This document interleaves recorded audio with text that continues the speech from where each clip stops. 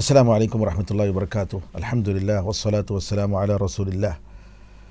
پاک دامنی کے واقعات میں بنو اسرائیل کا ایک واقعہ ہے جس کو علماء نے ذکر کیا ہے۔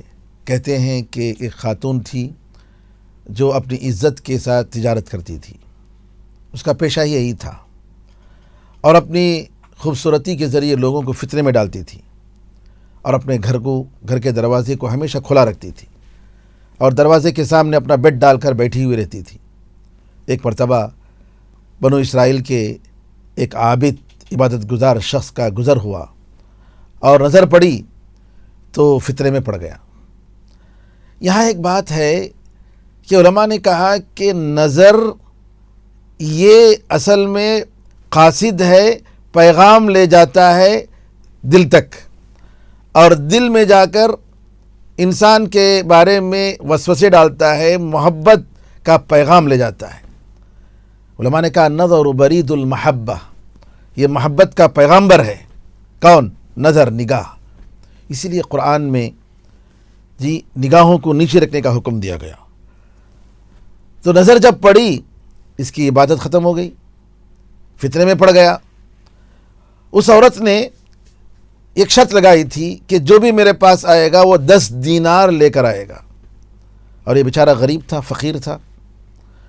اس نے جب یہ معلوم کیا کہ میں گناہ میں پڑنے جا رہا ہوں تو اپنے نفس کو روکنے کی کوشش کی بہت، لیکن ہوا نہیں کر سکا۔ پھر اپنے کپڑوں کو بیچ کر اور جو کچھ تھا اس کے پاس سب بیچ کر 10 دینار جمع کیا، اور جا کر اس عورت کے پاس پیش کی اور اس سے کہا کہ میں اپنی خواہش پوری کرنے کے لیے آیا ہوں۔ نعوذ باللہ۔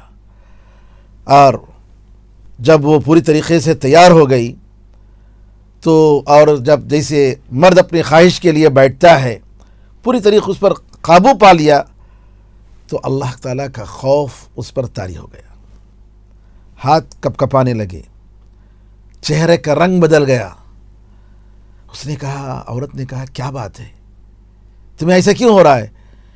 کہا مجھے اللہ کا خوف ہو رہا ہے، میں حرام کام کرنے جا رہا ہوں اور اللہ تعالیٰ عرش کے اوپر مجھے دیکھ رہا ہے، اور میرے ساری نیکیاں ختم ہو جائیں گی، میری ساری عبادت ختم ہو جائے گی۔ تو اللہ تعالیٰ کے اس خوف کی وجہ سے اس کی حالت بدل گئی۔ فوراً وہ اٹھا اور اس کے بعد اس نے توبہ کی اور کہا کہ مجھے اجازت دو، میں چلا جاتا ہوں، اور میں اللہ سے ڈرتا ہوں۔ اس عورت نے کہا، ارے کتنے لوگ خواہش کرتے ہیں کہ تمہیں جو موقع ملا ہے وہ موقع مل جائے اور اپنی وہ خواہش پوری کریں، تمہارے ساتھ کیا ہو رہا ہے؟ کہا کہ نہیں، مجھے اللہ کا خوف ہے، اور جو کچھ مال میں نے تمہیں دیا ہے وہ سب تمہارے لیے حلال ہے، لے جاؤ۔ اس خاتون نے کہا، ایسا لگ رہا ہے کہ تم نے کبھی ایسا کام نہیں کیا۔ کہا کہ نہیں، کبھی میں نے ایسا کام نہیں کیا۔ پھر اس نے پوچھا کہ تمہارا نام کیا ہے اور تم کہاں سے آئے ہو؟ تو اس شخص نے بتایا کہ میں فلاں بستی سے آیا ہوں اور میرا نام یہ ہے۔ پھر اس کے بعد وہاں سے جب نکلا اور اپنے آپ پر ملامت کرتے ہوئے اور روتے ہوئے اور اپنے سر پر مٹی ڈالتے ہوئے نکلا کہ میں نے اتنی بڑی غلطی کر دی، جبکہ اس نے زنا کے قریب پہنچ کر وہ واپس آ گیا۔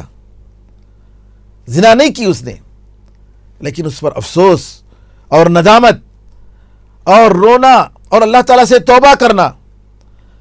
تو اس عورت نے کہا کہ یہ شخص پہلی مرتبہ گناہ کرنے جا رہا تھا اور اس کی یہ حالت ہو گئی، اور میں نے پوری زندگی میں نے گناہوں میں ختم کر دی، تو میں زیادہ اس سے بڑھ کر اس سے زیادہ مجھے خوف کھانا چاہیے اور اللہ تعالیٰ سے ڈرنا چاہیے۔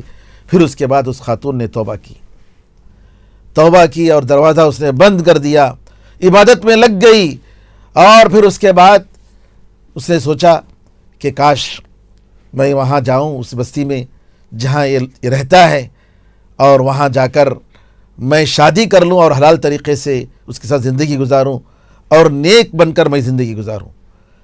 تو وہاں سے وہ نکلتی ہے اور جاتی ہے اور پوچھتی ہے، اس کے بارے میں معلومات لیتی ہے، اور جب اس کے گھر پہنچتی ہے تو دیکھتا ہے اور وہ اپنے آپ کا اپنے چہرے کو کھول کر بتاتی ہے کہ میں فلاں ہوں اور تجھ سے شادی کے لیے آئی ہوں، دیکھتا ہے اور دیکھتے ہی اللہ تعالیٰ کا خوف پھر طاری ہو جاتا ہے اور وہیں پر اس کی موت ہو جاتی ہے۔ اس طریقے سے انسان اللہ تعالیٰ کے توبے میں اس نے زندگی گزاری، اس ایک غلطی پر اتنا شرمندہ ہوا کہ سبحان اللہ زندگی بھر توبہ کرتا رہا۔ ایک مومن بندہ جو اللہ سے ڈرتا ہے اپنے گناہوں پر اسی طریقے سے وہ شرمندہ ہوتا ہے، اسی طریقے سے وہ اللہ تعالیٰ سے معافی مانگتا ہے۔ ایسے کتنے واقعات ہیں، حال میں بھی سعودی عرب میں بھی ایسے کچھ واقعات ہوئے کہ ایک شخص سے زنا کا ارتکاب ہوا، نوجوان تھا، لیکن اس نے بعد میں توبہ کیا، ایسا توبہ کیا کہ سبحان اللہ روتے رہا اور اللہ تعالیٰ کی عبادت میں مصروف رہا، اور اسی میں اس کی موت آ جاتی ہے اور انتقال کر جاتا ہے۔ آج دنیا کے فتنوں کا زمانہ، آدمی گناہ کرتے جاتا ہے اور سمجھتا ہے کہ اللہ تعالیٰ میرے گناہوں کو معاف کر دے گا۔ توبہ ایسا نہیں ہوتا ہے میرے ناظرین کرام۔ توبے کا مطلب انسان کے دل میں احساس ہو، اپنی غلطی کا احساس، شرمندگی، اللہ کا خوف اور دوبارہ نہ کرنے کا پختہ عزم، یہ ساری چیزیں جب ہوتی ہیں تو اللہ تعالیٰ بھی اس پر توبہ کرتا ہے۔